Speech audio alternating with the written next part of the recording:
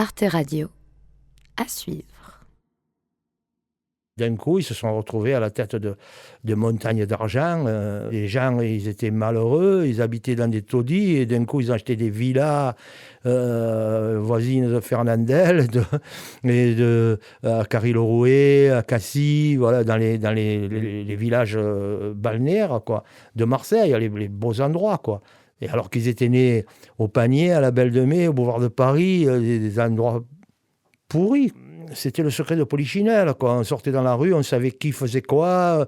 C'était le gros business de Marseille, à tel point que toutes les activités du grand banditisme se sont orientées vers la French Connection. C'est le plus gros trafic d'héroïne jamais égalé. En quantité et en qualité surtout.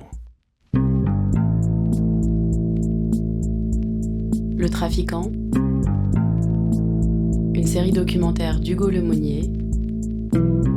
Réalisation Charlie Marcelet, Thomas Loupias. Musique originale de Thomas Loupias. Production Arte Radio.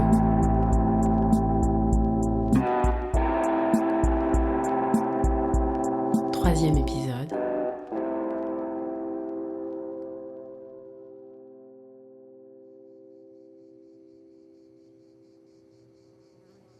La marchandise arrive à Marseille.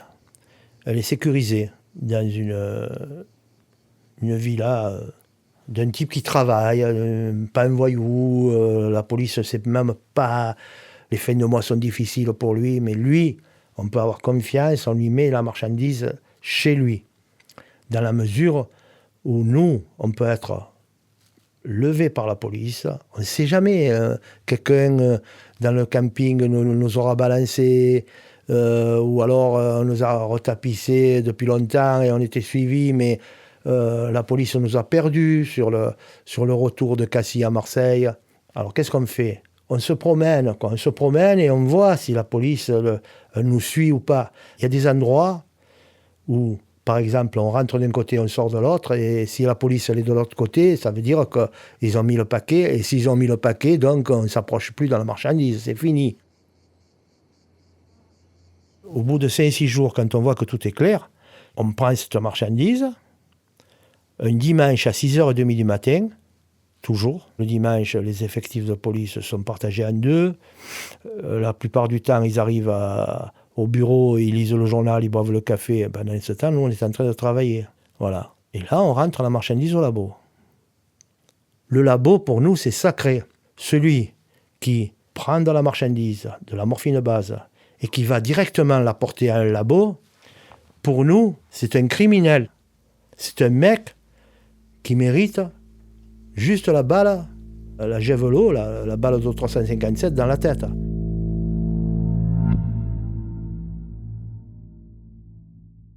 Nous, on avait des vieux qui nous avaient donné cette combine, cette idée. On partageait la marchandise entre deux labos. Au chimiste, on lui faisait croire que la marchandise, c'était la totalité, à l'un et à l'autre. Donc, si un sur 100 kilos, on va dire, 100 kilos partagés en deux, 50 et 50, un nous rend 48 kilos et l'autre nous en rend que 42, il nous en a volé 6. On dit rien. On le paye. Et là, le prochain voyage, quand il va vouloir encaisser ses sous, on lui donne nada, rien, zéro. Il dit, mais pourquoi ? Tu nous as volé 6 kilos. Donc, nous, on te vole 60 kilos. Ça te plaît, et si ça te plaît pas, il est mort.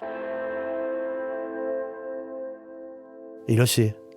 À tel point qu'il y en a 3 qui ont eu des problèmes de cet ordre avec des gens de mon entourage et qui ont été obligés de se rapatrier en Corse parce qu'ils avaient peur d'être exécutés. Ils avaient peut-être raison d'avoir peur, je ne sais pas.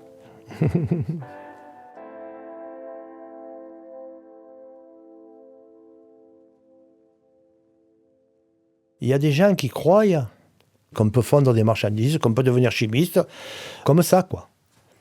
Ben non. Je réussis ma transformation à mesure de la réaction de ma marchandise. Il y a 5 opérations, et la dernière, je vois comment ma marchandise elle réagit. Et là, ils ont dans un bac l'équivalent de 5 millions d'euros aujourd'hui, 5-6 millions, plus peut-être, mais au moins 5 millions d'euros. Et là, il faut que cette eau-là, ce produit liquide dans le bac, il faut que ça revienne en caillou. C'est un coup de main. On appelle ça le coup de main, mais c'est plus qu'un coup de main. C'est une passion. C'est des gens, ils sont amoureux de ce qu'ils font. C'est un paradoxe, hein, c'est parce qu'ils empoisonnent les gens. Mais 30 ans après la French Connection, ils ne parlent que de ça, parce qu'ils aiment ça, les chimistes.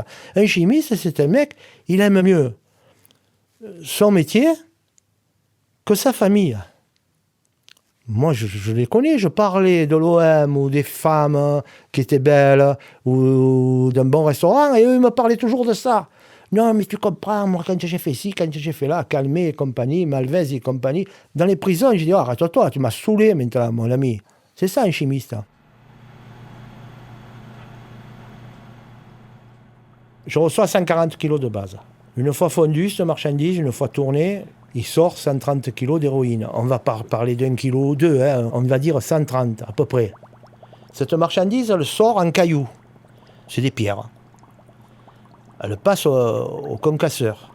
Ça devient une héroïne en poudre, mais fine, fine, très très fine, très très fine. C'est très volatile, attention. Hein. Avant d'être expédié ou aux États-Unis ou même en Europe, on fait un test. Quand on met la marchandise dans une éprouvette et qu'on chauffe, qu'elle explose à 2,32 degrés, 2,32 c'est le top du top. Des héroïnes, il y en a de partout. Il y en a à Bénarès en Inde, il y en a dans le triangle d'or entre la Thaïlande et la Birmanie. Là.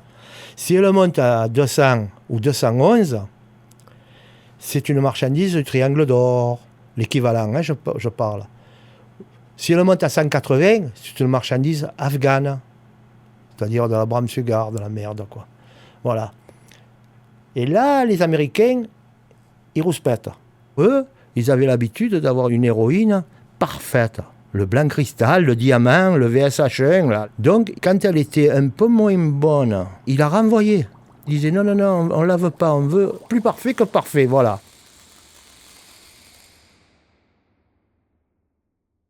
Avec cette marchandise qui est sortie du labo, je vends une partie, je paye mon chimiste et je paye le turc. C'est facile pour moi.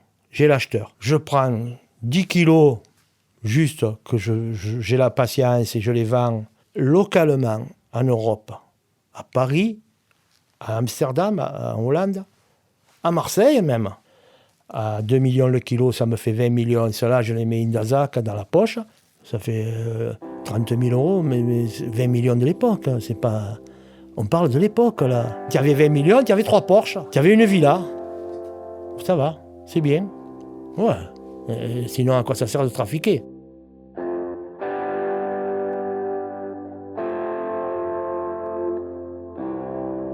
Et les 20 kilos qui me restent, je peux les faire remonter aux États-Unis. Mais je suis obligé de me greffer à un membre de la French Connection, un vieux. La filière pour passer, c'est des organisateurs. Et sans eux, tu toucheras de l'argent, mais pas des grosses sommes d'argent. Tu vas toucher le 10e de ce qu'eux, ils touchent.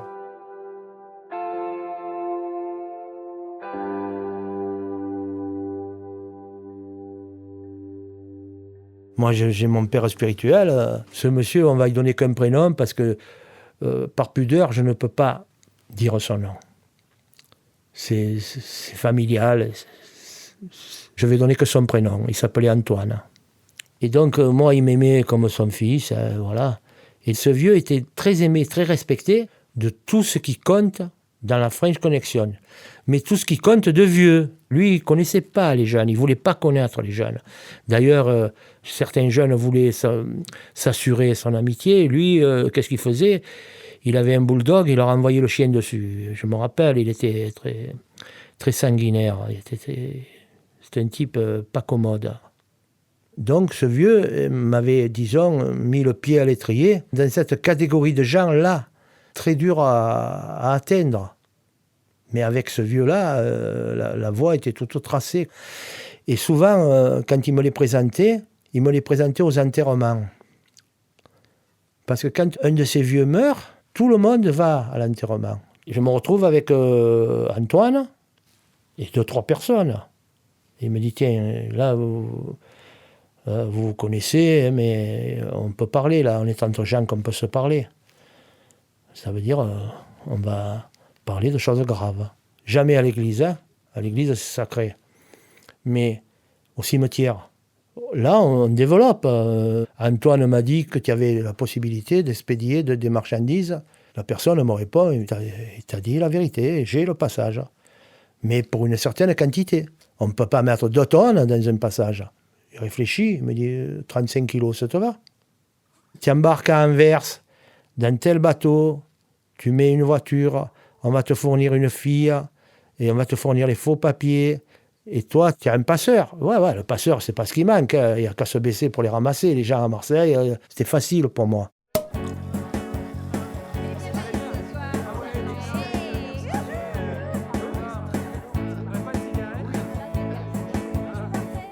À 25 ans, je me suis retrouvé riche. Tout était pas cher. C'est-à-dire qu'on avait tellement d'argent qu'on ne se rendait pas compte du prix des choses. Et par exemple, une Porsche, on disait que quand le cendrier de la Porsche était plein, eh bien on changeait la Porsche, on ne changeait pas le cendrier. Mais c'était de l'argent jeté, à fond perdu. Étant donné qu'on touchait de tous les côtés, ça va quoi. J'ai mangé pain et oignon quand j'étais jeune, mais là je jetais l'argent. Je me faisais faire des blousons, Jean-Claude J3, là, en peau de phoque. On était 2 en France à avoir le même blouson, Johnny Hallyday et moi. Connerie. Quand je suis rentré en prison, j'ai donné un malheureux, il avait froid, j'ai dit, prends le blouson. Voilà, c'est une vie de dingue, hein, il ne faut pas croire. Tu vis artificiellement, tu n'es pas les pieds sur terre. Et donc là, j'ai une cour, hein, on peut dire ça comme ça, hein, des gens qui viennent, je vais dans les restaurants, on est 15, c'est moi qui paye, je fais louer un bateau à un ami à moi, c'est moi qui paye la location, on met des filles comme ça faciles, des michetonneuses à bord, voilà, là on vit comme des princes. Jusqu'à ce qu'on n'en ait plus et qu'on fasse un deuxième voyage et que ça continue. Et puis voilà, on dépense cet argent aussi facilement qu'on l'a gagné, quoi.